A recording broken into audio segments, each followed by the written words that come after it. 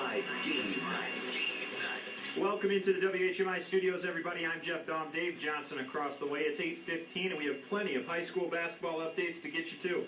We're going to start out in Pinckney where the Pirates, they're taking on the Brighton Bulldogs in a heavyweight matchup, and Ryan Phelps has a report from that ball game. With just under 4 minutes to play in the second quarter, Howell has jumped out in front of Heartland 27-17. The Highlanders got off to a red-hot start, opening up the game on a 13-0 run. Leading the way early for Howell has been freshman Tyler Johnson, who knocked out a pair of triples in the first quarter alone. Heartland's offense has been stagnant so far, and I look for senior leader Matt Poaches to take it upon himself to get the Eagles back going. Again, with 3:40 left to play in the second quarter, it's the Highlanders 27, the Eagles 17. From Howell High School, I'm Brian Griffin for WHMI Game Night. An apology is needed there to you listening, folks. That was the Howell Highlander game, and Brian Griffin, again, 27-17 Howell. Now we will go to Ryan Phelps. He has a report from the Pinckney ball game. We are in halftime as the Bulldogs are taking the lead from the Pirates ahead 25-15.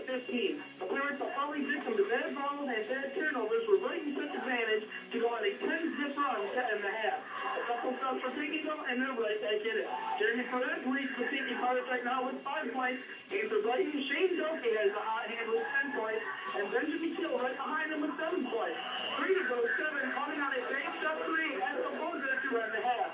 Once again, Brighton leads Pinckney 25-15 at halftime. I'm Ryan Phelps for WHMI Game Night. Thank you very much, Ryan. Sticking with the KLAA, the Milford Mavericks now trailing Grand Blanc 30-24. About 6.5 minutes left to play in the fourth quarter there. A final from earlier tonight, the Fowlerville Gladiators lose to Charlotte.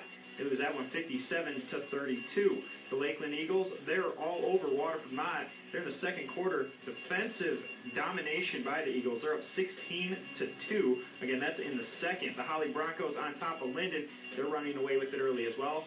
That is a score of 21-6. In girls high school basketball tonight, a good game in Heartland. The Heartland Eagles are leading the Howell Highlanders by a score of 27-22. Been a nip and tuck game so far in this contest. Should probably go right down to the wire. In girls hoops, Heartland leads Howell 27-22.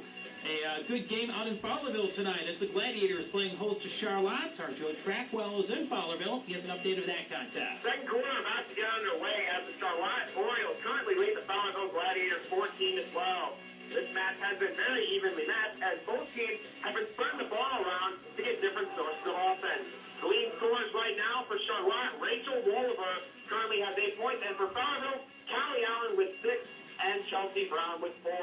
Once again, with the second quarter about to get underway here in Fowlerville, the Fowlerville Gladiators currently trail the Charlotte Orioles 14-12. From Fowlerville, Joe Trackwell, WHMI Game Night. In other girls hoops action tonight, It's 93.5 Game Night. Game Night.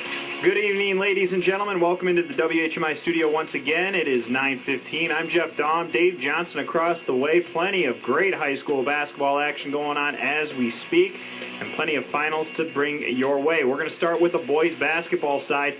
The main event of the night is living up to the billing. The Pinckney Pirates are hosting the undefeated Brighton Bulldogs right now in double overtime, going into double overtime, tied at 55. The game ended in regulation at 47-47. We'll give you a final update at 9:45. The Howell Highlanders, they are on top of Heartland right now, 58-43. There's about a minute and a half left to play in that ball game. From earlier tonight, the Fowlerville Gladiators, they lose to Charlotte 57-32. In the KLAA West, the Milford Mavericks, they lose to Grand Blanc tonight. They stay close all night, but they lose 43-36. The Lakeland Eagles, they top Waterford Mott 44-31. The Linden Eagles were trailing Holly 21-6 last check, but that was back in the second quarter. A couple of other finals on the boys' side. Weberville tops Dryden 45-38, and Williamston, they defeat Lakewood 56-41. in girls basketball tonight, a good game at the Eagles Nest in Heartland as Heartland was playing host to Howell. Our Michael Shelton was there, and he has his final report. After 32 minutes of play, Heartland has emerged with a 44-37 win over Howell. Heartland led 25-16 at halftime before Howell pulled to within 6 at the end of the third. But the Eagles were able to hold on in the fourth, thanks in part to clutch free throw shooting.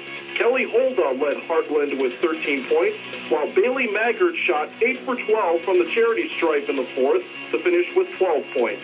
For the Highlanders, Brianna Strong had 16 points, while Katie Kubiak finished with 12. Once again, it's the final from Heartland as the Eagles emerged victorious 44-37 over Howell. For WHMI Game Night, I'm Michael Shelton. In other KLAA West action tonight on the girls' side, it was Grand Blanc beating Milford tonight, 46-38. In the CAAC Gold Division, Fowlerville is at home against Charlotte. Our Joe Trackwell is in Fowlerville. He has an update of that contest. 2:30 to go in the game as Fowlerville currently trails the Charlotte Orioles 42-30. Both teams have played great today, with their game staying close the entire game through.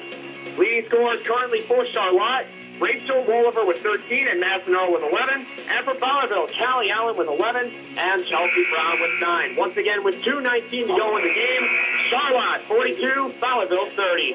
From Fowlerville High School, Joe Trackwell, WHMI Game Night. In other girls' basketball action tonight, it was